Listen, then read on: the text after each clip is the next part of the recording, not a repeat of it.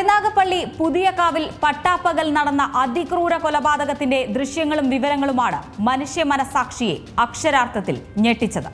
ക്രൂരത വിനോദമാക്കിയ കൊടും കുറ്റവാളിയുടെ കഥയിലേക്കും റിപ്പോർട്ടിലേക്കുമാണ് ഇനി നമ്മൾ പോകുന്നത്.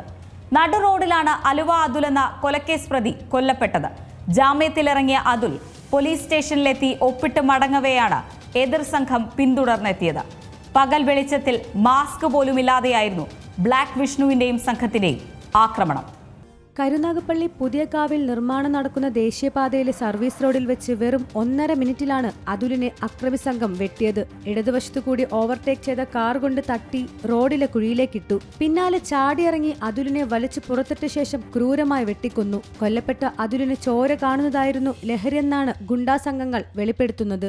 എതിരാളികളെ ആക്രമിക്കുമ്പോൾ കൂടമാണ് അതുൽ ഉപയോഗിച്ചു വന്നിരുന്നത്. മദ്യപിക്കുകയോ പുകവലിക്കുകയോ മറ്റു ലഹരി ഉപയോഗങ്ങളോ ഇല്ലാത്ത അതുലിനെ മനുഷ്യരക്തമാണ് ലഹരി പിടിപ്പിച്ചിരുന്നതെന്നാണ് മുൻ സംഘാംഗങ്ങൾ പറയുന്നത്. വിവിധ സ്റ്റേഷനുകളിലായി 25-ലേറെ കേസുകളിൽ അതുൽ പ്രതിയാണ്. 3 വട്ടം കാപ്പ കേസിൽ അറസ്റ്റിലുമായിട്ടുണ്ട്. ഒടുവിൽ കാറിനുള്ളിലിട്ട് വിഷ്ണുവും സംഘവും വെട്ടിയതോടെ കൊല്ലരുത്, പറഞ്ഞു തീർക്കാമെന്നായിരുന്നു അതുലിന്റെ വാക്കുകൾ. പക്ഷെ വിഷ്ണുവും സംഘവും അത് ചെവികൊണ്ടില്ല. ജിം സന്തോഷിന്റെ മരണത്തിന് ദിവസങ്ങൾ ബാക്കി നിൽക്കെ മാരകമായി വെട്ടിക്കൊല്ലുകയായിരുന്നു.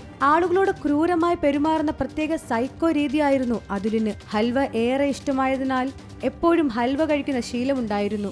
അങ്ങനെ അലുവ അതുൽ എന്ന പേർ വീണു. പിന്നീട് ഗുണ്ടകൾക്കിടയിൽ ഈ പേര് സുപരിചിതമായി. എതിർ സംഘത്തിലെ ആളുകളെ ആക്രമിക്കുമ്പോൾ ചുറ്റികയ്ക്ക് കാൽമുട്ട് അടിച്ചു തകർക്കുന്നതാണ് അതുലിന്റെ രീതി. പിന്നീട് എഴുന്നേറ്റ് നടക്കാതിരിക്കാനാണ് ഇങ്ങനെ ചെയ്തിരുന്നത്.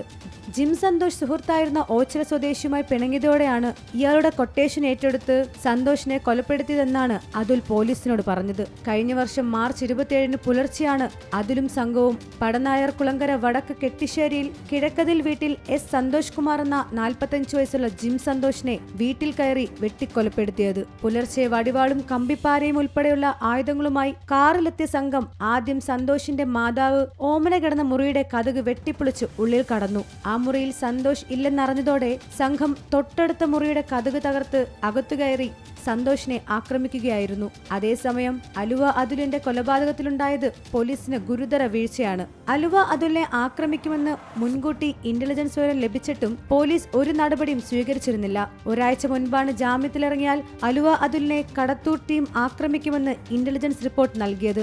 ഇരു സംഘങ്ങളും തമ്മിൽ തുടർച്ചയായി സംഘർഷമുണ്ടാകുമെന്ന് റിപ്പോർട്ടിൽ പറഞ്ഞിരുന്നു. എന്നാൽ കരുനാഗപ്പള്ളി പോലീസ് ഈ നിർദ്ദേശം അവഗണിക്കുകയായിരുന്നു. സി മലയാളം ന്യൂസ്, കൊല്ലം.